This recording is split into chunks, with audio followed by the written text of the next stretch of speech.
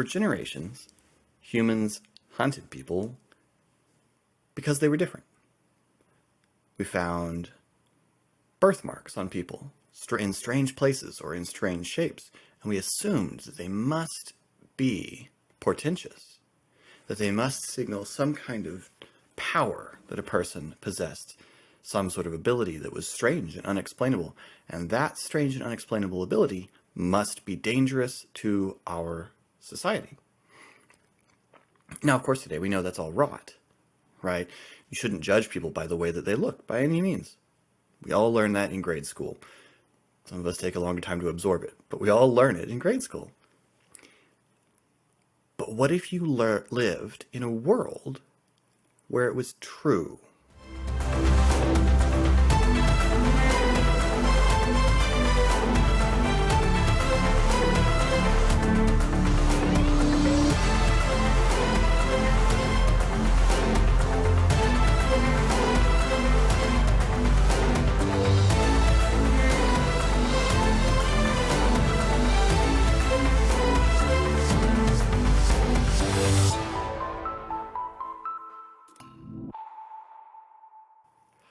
Hi, and welcome to Khyber Shards, a 5th edition actual play show set in the Eberron campaign world.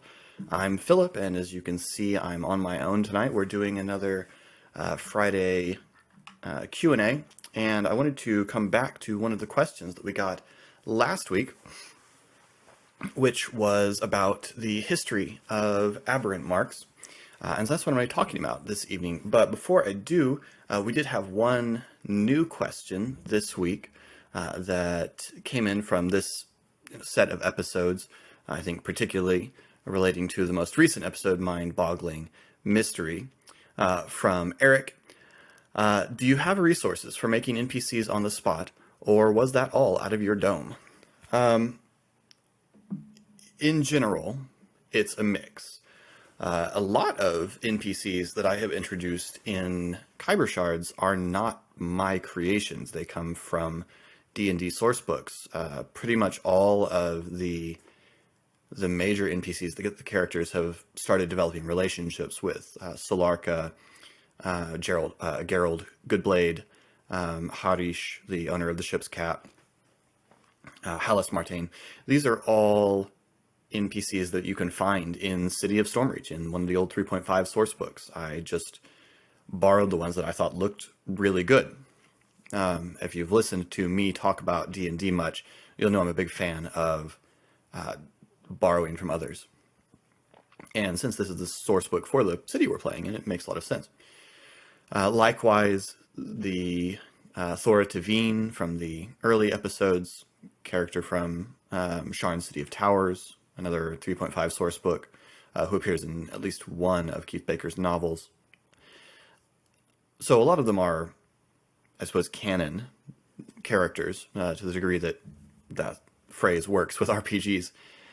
As far as the most recent episode, where I was forced to make up a whole bunch of names and stuff on the spot, as far as resources, the main thing that I would say you really need resources on hand for are names.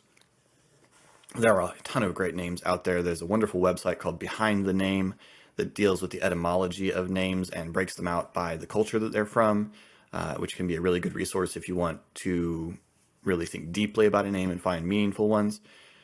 A great resource from D&D is Xanathar's Guide to Everything, the back of which has numerous pages of tables of names organized by culture. Again, I have used that a lot to name NPCs. This past week, I forgot to have that at my desk. I usually try to have that at my desk so that I can refer to it. I failed to this past episode. And so those character names were come up with on the spot, which I think was fairly obvious in the episode.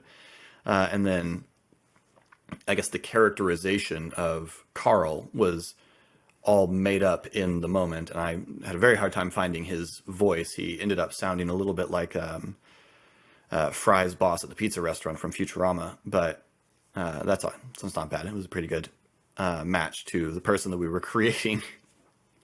So yeah, he was sort of invented in the moment because well, he was the person offering them the job.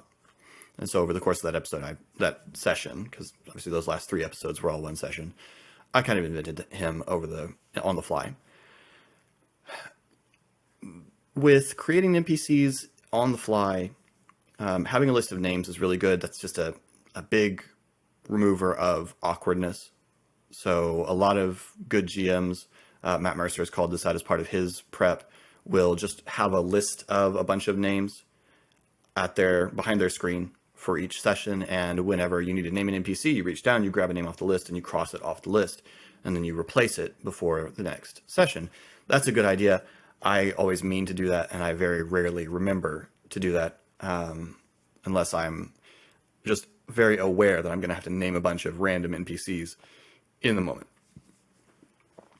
With the NPCs that were robbed, that I had to come up with, I wanted each of them to have a little bit of a hook, in case the players wanted to take their investigation that way, which you saw they almost did. They almost decided they needed to investigate the people rather than the boggle. So I tried to give them each a little bit of a hook where it was possible to go in that direction if they decided to do that. But as to like the personality of those characters, well, to be real honest, we would find out what their personality was like when the players caught up with them. It's a lot of improv. So yes, there are some great resources out there. You can find all sorts of rollable tables for creating personality traits on the fly. The rollable tables for each of the backgrounds that are present in 5th edition are great opportunities to create, an ideal and a flaw that's really pretty good starting point. A name, an ideal, and a flaw are a really great starting point for creating an NPC on the fly. But honestly, in the moment at the table when I'm forced to create an NPC, it's usually just out of my head. I find a voice I can do, and usually that voice tells me who the character is. The funny thing that I have found as a GM, and it may be an experience that you have had as a GM, but it's definitely an experience I've had as a GM, is that characters that I just invent out of nothing because we need one have often become very popular with my players.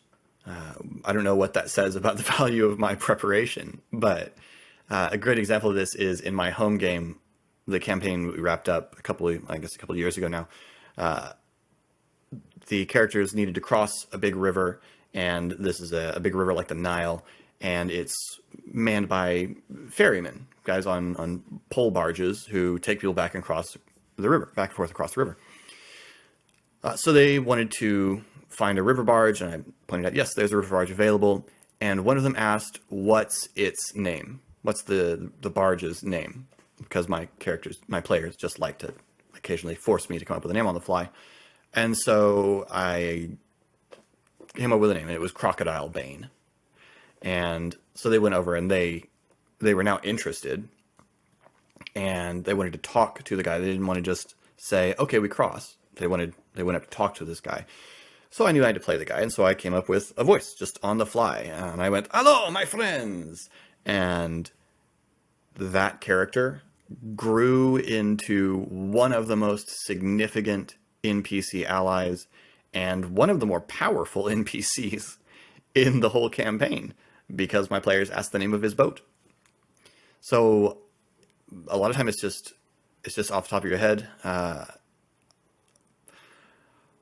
I'm sure someone with better improv training could explain how you practice that sort of thing, but it's one of the things I'm decent at. Not coming up with names so much off the top of my head, but inventing a person in the moment when I need it. I can usually manage that. And it helps that I've run a lot of games, and so there are a store of characters floating up around back here that I've used in other games as minor bits and can pull them back out without it becoming repetitive because there's just a lot of them. So I don't know if that was helpful or interesting, but I hope so. Feel free to ask follow-up questions if you've got them on that, either in the comments below or on our Discord. And I'll talk about it more next time if you want. So anyway, the main question we got last week, the main question that I want to address tonight, was one we got last week from Darren. And Darren asked if I could go into a little bit more detail on the history of Aberrant Marks and Eberron, and specifically what changes I have made to suit my campaign. And I can go into that to some degree. Some of the changes, well, some of the bits of lore I don't want to go into right now, because some of those will become very relevant as the story goes on.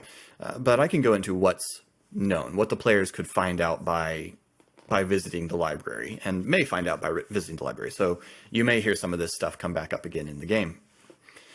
So Aberrant Marks are, first, what is an Aberrant Mark? Let's start there. To go back to the example I gave at the beginning, it's a birthmark, like a regular dragon mark.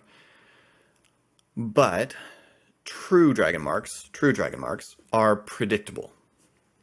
Two people with the lesser mark of making will have exactly the same birthmark on their skin. And it will do exactly the same thing. It is scientifically predictable. It looks the same, it does the same thing. Two characters whose aberrant mark allows them to cast Burning Hands might have marks that look entirely different, and the way that that spell manifests from each of them might look entirely different. Aberrant marks are, first of all, chaotic. They don't have a particular pattern. No two dragon marks are the same. If two aberrant dragon marked parents have a child and that child develops a dragon mark, which they won't necessarily, but if they do, it won't necessarily look anything like their parents, and it won't in any way reflect the powers of their, or it doesn't have to in any way reflect the powers of their parents. If your dragon mark evolves from a least to a lesser to a greater, it could be that the progression of powers you develop will be thematic, will be thematically linked. But it doesn't have to be. You might get Acid Spray, Mind Shard, and Detect Thoughts. And it wouldn't be strange. Now, in our game, most of our players have kind of chosen a theme for their powers, because one of our big inspirations is X-Men and superhero stories, and those tend to have themes. So most of our players have kind of chosen a theme for their powers and are developing that idea. So as our characters' marks develop, you'll probably see them stay in the same genre of power that we've been seeing up till now. But I'm not necessarily going to force that, but it is sort of the way that they've designed their characters. So they're chaotic. Secondly, the thing that distinguishes an aberrant mark from a true dragon mark is it's destructive. True dragon marks are creative. We have the mark of making, the mark of hospitality, the mark of healing. Aberrant dragon marks tend to be destructive, tend to be offensive and aggressive spells. So, Thunder Wave, Burning Hands, these are aberrant spells. They're not spells you would get from a true mark. Mark of Storm won't get you Thunder Wave. An aberrant mark would. So, they're dangerous. They're more dangerous than, in theory at least, than true dragon marks. And lastly, they're burdensome. In most of the fiction that exists for Eberron, when you use your dragon mark, you feel it warm. An aberrant mark can, when put under strain, not just warm, it can hurt. It can deform you. It can drive you mad. There is a cost to the power that comes from aberrant marks. And what that cost will be is not always obvious. We definitely haven't seen it really begin manifesting in our player characters on Khyber Shards yet. But it is very much a reality in this world too, that aberrant marks are a burden to those that have them. It's not just a superpower. There's pain, mental or physical, but there's pain. So aberrant marks are chaotic, they're destructive, they're burdensome, which makes them very, very different than true dragon marks. So that's what an aberrant mark is. Aberrant marks, we don't know when aberrant marks appeared, but thousands of years ago, well, around the same time that true dragon marks were appearing, we presume. But for at least the beginning of dragon marked history, they're extremely rare and not much is known about them. But about 1,500 years ago, Aberrant Marks began to become more powerful and more numerous. And they reached a crescendo with figures like the Lady of Plagues, who could control vermin miles around and draw diseases up from the depths, or the Earth Shaker, Halas Tarkanan, who could summon earthquakes. Very, very powerful Aberrant Marks. Not just what Pog or Shade or Esri or Ari have, but immensely powerful. This terrified people, and it's not wrong that it did. You know, a lot of times it's a little bit like talking about lycanthropy. We have an assumption that, these poor people, and sure, people are persecuted because of Aberrant Marks, but it's also true that Aberrant Marks are really dangerous. If you have an Aberrant Mark that allows you to cast Shocking Grasp, you probably discovered that in a moment where you were really afraid. And what happened to the person whose hand you were holding when you discovered that you had this power? Aberrant Marks are dangerous. People are afraid of them for a reason. It's not just bigotry. It's, again, we've been using X-Men as inspiration. That's a really good touch point here. You look at what happened for most of the major characters of X-Men when their power first manifested, when their mutation first manifested, and for a lot of them, people died. It's not a small thing. So it is dangerous, and people are afraid of them, and for good reason. And when they became more and more powerful, people became more afraid of them. And eventually, for reasons that are not 100% clear, the dragon-marked houses decided to band together to get rid of them. And what followed is known as the War of the Mark, but it's really more of a purge or a massacre. It's the dragon-marked houses attempting to eradicate the aberrant marked. And it probably wouldn't have been very hard had it not been for figures like Halas Tarkanan or the Lady of Plagues, who managed to organize the resistance. Halas Tarkanan could summon earthquakes, but he was also just a brilliant general. And that really played a bigger role than anything else.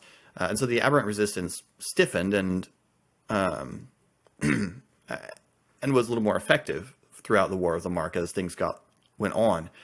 But ultimately numbers just tell, and eventually the aberrant armies are trapped in Old Sharn. And when it becomes clear that the siege is not going to go their way, when it becomes clear that they can't win because you've got, the combined might of House Deneth and Cannith besieging the city with massive armies and insane siege weapons. You've got Fierlin, elves with the Mark of Shadow, slipping into the city and picking off aberrants for assassination. And you've got Orion mages teleporting strikes teams into the city at random. It becomes impossible to win. And when it does that, the leaders of the aberrant army combined the abilities of their mark to bring the city down on top of them, killing the aberrants, killing the marked armies, and destroying the city of Sharn for generations before it was rebuilt. After the War of the Mark, as with most history, the winners get to write it. The winners get to write the history, and the dragon-marked houses wrote the history of the War of the Mark as a noble struggle against monsters in human form. And that's the story that most people know. That's the story that most people grow up hearing. People still scare their children with stories of the Lady of Plagues. And that means that most people grow up with this prejudice of assuming that aberrant marks are inherently dangerous. Now, that said, after the War of the Mark, the cycle in which aberrant marks were becoming more numerous and more powerful seemed to have ended, and they went back to being small, trivial things.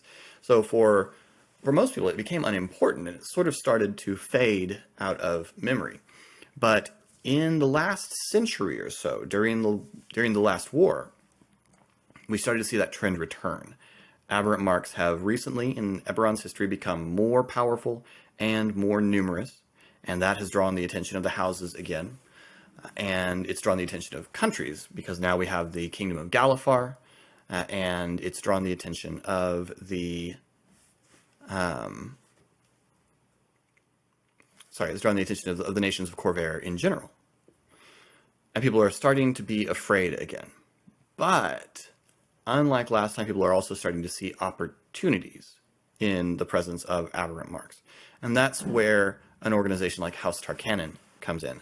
So House Tarkanan is introduced in Sharn City of Towers, and it shows up in several other books, as well as in most of the campaign guides that have been put out in 4th and 5th edition, and in a couple of Keith Baker's novels. House Tarkanan is run, or was founded, by the remnants in Sharn City of Towers. It was founded by the remnants of a special forces team in the Braelish army that was all aberrants. They were essentially, a suicide squad sort of thing. But the missions they were sent on were catastrophic, and about half the team ended up dead, and the rest went AWOL and fled to Sharn.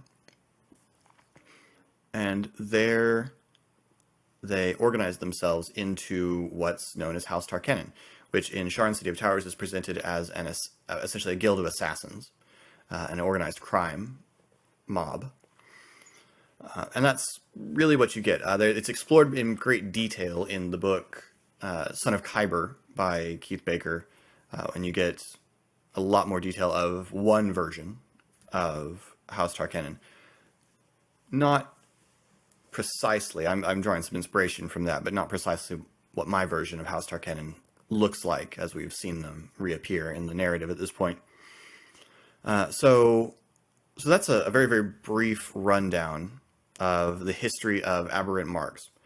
The role that they play in Eberron as a game setting is really what we're doing. It's to sort of give things that X-Men feel.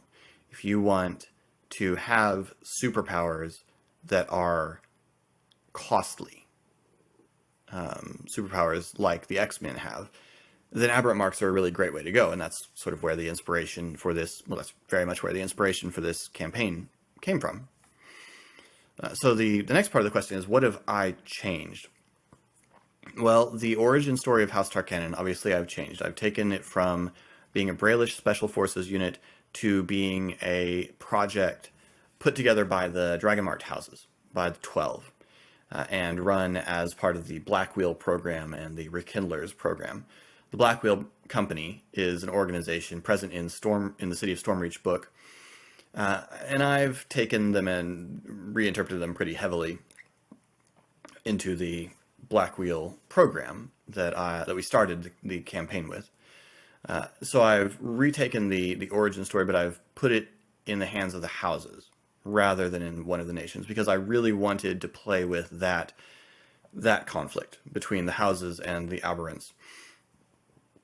When the houses are starting to see the threat of aberrants rise again, I like the idea that some ambitious members within the 12 think to themselves, but couldn't we harness this? Couldn't we make something of this instead of just trying to destroy it again? Because obviously we tried to destroy it before and it didn't totally work. So what if instead of instead of destroying it, what if this time we tried to do something with it? We tried to make use of these aberrants. So I've changed that. I've given the organization a different origin story. And of course, at this point, our characters are not part of any organization, and I don't know if they ever will become a part of any particular organization. I'm really trying to let them chart their own course.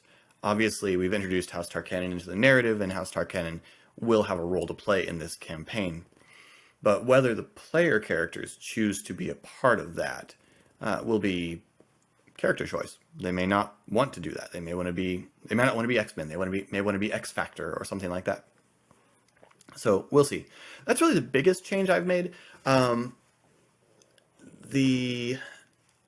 than that, I've taken a lot of characters and reinterpreted them that have to do with the marks. Thora Tavine and Dane are both characters from Eberron sources, and I've reinterpreted both of them to fit my narrative, or and we'll see where that comes, if that comes, depending on the player characters. Because again, I don't know where the player characters are going to go yet, so I don't know. I don't know what this campaign is going to be about until the players show me what this campaign is going to be about. So that there is that. But that's really the only big lore change. Otherwise, the history of the Dragon Marks, of the Aberrant Marks, is more or less the same. The history of the War of the Mark, such as it is given, is more or less the same for this. As far as sources that I'm using for inspiration, I've talked about a DM's Guild source that I've used, Khyber's Cursed, that talks about Aberrant Marks. It has some game mechanic options that I've kind of borrowed, kind of adapted. I'm using all the old 3.5 stuff. The books Dragon Marked and Sharn City of Towers have the most stuff in them, but you can also find things in Magic of Eberron and various other sources, as well as in the 4th and 5th edition books, and a little bit in Exploring Eberron as well. Actually, quite a bit in Exploring Eberron. So those are some sources I've drawn pretty heavily on. There are, additionally, if you are interested in knowing more of Keith Baker's take on this, you can find a lot of articles on his blog, keithbaker.com, and on his podcast, Manifest Zone, where he and some other Eberron GMs talk about various aspects of Eberron. And there is an episode on Dragon Marks, which deals pretty extensively with Aberrant Marks. So I would totally encourage you, if you're interested in this subject, to go make sure you've listened to that. I did as part of my prep for some of the sessions in this campaign, and it was extremely useful and extremely informative about the sort of the view, because you got to ask yourself, how do the Dragon March houses look at this? Well, I mean, it's growing, it's a threat, it's interesting, but it doesn't necessarily threaten their profits yet. It could, but that would really depend on the actions of Aberrant Marked individuals. There are going to be, inevitably, some members of the houses who still hold on to these superstitions and hate the Aberrant Marked and would hunt them if they had the option. But there are also going to be a lot of members of Dragon Marked houses who are going to look at it and say, huh, isn't that interesting? I wonder what we could do with that. You see that with Sorin, who we introduced in the beginning of the campaign. Sorin was obviously more interested than hating towards Aberrant Marks. Now, obviously, there's some question about the way that they left Sorin and uncertainty about what his ultimate motivations were. But we can say with fair certainty that Sorin's first gut reaction upon encountering Aberrant Marked individuals wasn't, I must kill them. It was interesting, fascinating. What can we learn? So attitudes are different. For regular people, are Aberrant Marks feared by regular people? It's going to depend. In many cases, yes. The stories that are told about Aberrant Marks are mythologized, are legends now, and they are ghost stories. They're stories you tell to scare your children. So your average person with seeing an Aberrant Mark is going to become nervous. And again, it's not really unfair. You don't know what that mark does. You know it does something. If you recognize it for what it is, you know it does something, but you don't know what it does. And so it's not just prejudice. It's like an ogre walked into the room. Ogres can be civilized. Ogres live in urban centers in some parts of Eberron. And they do, heavy manual labor in Sharn. And so ogres can live at peace around other people. But if you're not used to seeing one, and one walks into the tavern where you're eating, you're going to become nervous. Because, yes, this ogre might just be a factory worker who's just gotten off shift and has come in for a drink. Or he might tear your arms off and eat your head. And seeing an aberrant mark is a little bit like that. This might be a nice person, or it might not. They might have control over this power, or they might not. Their power might be something fairly safe, or it might not. The point is, the reason people are afraid is that you don't have any idea what an aberrant mark will do when you see it. And that's a pretty good reason to be made nervous. So the reactions of people, I'm trying not to let the story become everybody hates you, the world is against you. But there is an essential element of this story is the fact that these powers that the characters have are rare and dangerous, both to people around them and potentially to themselves. Some of the characters know this, as we've seen. Some of the characters know this intimately. Some of the characters don't have a great deal of power. We've seen that with or control. We've seen that with Shade, and are aware that potentially puts others at danger. Esri certainly seems aware that puts others in danger. So it's not just the world is always going to be mean to them if people find out about their mark. It's just that people don't know what they can do, and that's scary. And that's kind of the point that the characters have been talking about recently, and talking about trying to start to build some goodwill with people around them, so that one day, if they are revealed for bearers of aberrant marks, there'll be some people who know that they're good guys. Or at least on the same side as them. I guess we don't know if they're good guys yet. We'll see. Anyway, I hope that little lore rundown was interesting. If you'd like to know more about aberrant marks and you have some questions for like follow-up things, feel free to let me know in the comments below and I will get back to you. We are running a drive to get more comments on our videos right now. One of the things that really feeds the YouTube algorithm is user engagement through comments. And so right now I'm making a deal. We recently got an episode up past 25 comments, which I had set as a bar, and as a reward, the next session, which the first episode of will release on Monday, that session, I will GM dressed in my doublet as promised. If you'd like to see me expand my costume and become more ridiculous, help us get more comments.